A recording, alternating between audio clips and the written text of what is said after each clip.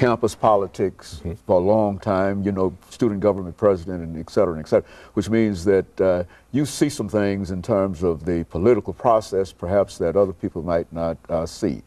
Why don't you take a few minutes, these last few minutes, to talk about what I'm almost sure that has impressed you about Mr.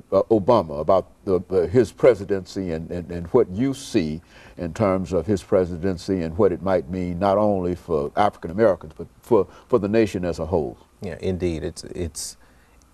I'm honored to be alive in this era and to experience what I've experienced in terms of politics. After campus politics, a lot of people tried to get me into the political arena. And so, you ought to run for council or you ought to run for mayor. I said, no, that's not that. It takes a lot to do that on a larger arena. And I'm not ruling out that there might be a possibility down the line that I might decide that after I've done this artistic thing and accomplished what I need to accomplish, I might get into it. But to be able to be alive in an era where we see a President Barack Obama is an exciting thing, and it's a blessing.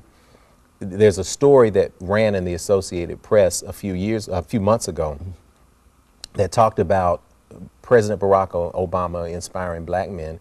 They did a profile on ART and our theater, did a profile on me, and it's because back in February of '08 when he was running, I had an opportunity to travel to Ohio and do an event for him and his volunteers with Eddie George. And we went there, and after the event, they said, well, President Obama's speaking at Ohio State tomorrow, and you know, we appreciate what you guys did. Would you like to meet him? And we're like, are you kidding me?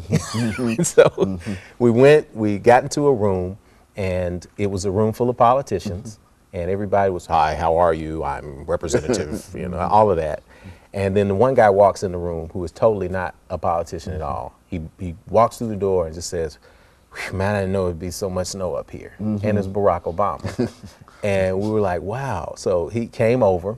He spent time, he was late. It was a blizzard up there. But he spent time with everybody in the room. I got an opportunity to talk to him for a couple of minutes, take a picture with him, just really get to know one-on-one for just a couple of minutes the energy and spirit of the gentleman. And it was a very, very enlightening experience. I told him what we were doing in Tennessee. He said, keep doing that, because what we need is people like you to do their small part all over the place, and that can change, it can change the world. And that inspired me. I came back, that was February, we came back, and the next month found a building to start working on for the theater. So I think that his energy is infectious. I'm excited. I'm honored that I was able to meet him, and people see the picture in the theater, they're like, is that a cardboard cutout or is that really him? But I hope to see him again. We'd like to have him into town and to visit Amon-Ra. But I think it's inspiring because his model was a little bit helps out. Small people putting their energies together can cause change. And it's the African proverb, when spider webs unite, they can tie up the lion. So that's what we did with our program, getting people to buy into just a person being on the roof and helping them get down, helping people to come and to see their culture and to be proud of it, and then to help in greater humanity. It just takes all of us doing a little bit to make something big happen.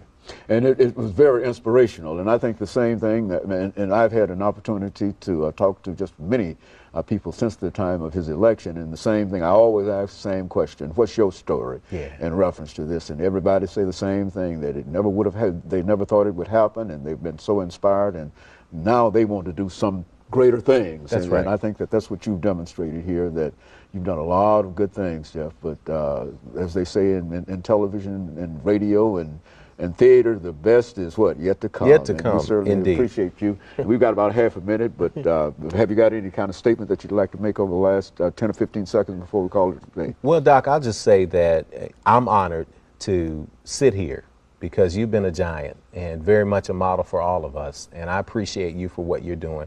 And it goes into the continuing motif that if each one of us stands where we are and shines our light, then others can join around in that. And you're certainly doing that. And let me thank our audience and encourage them to tune in again next week for another informative edition of Comments. Thank you and good morning.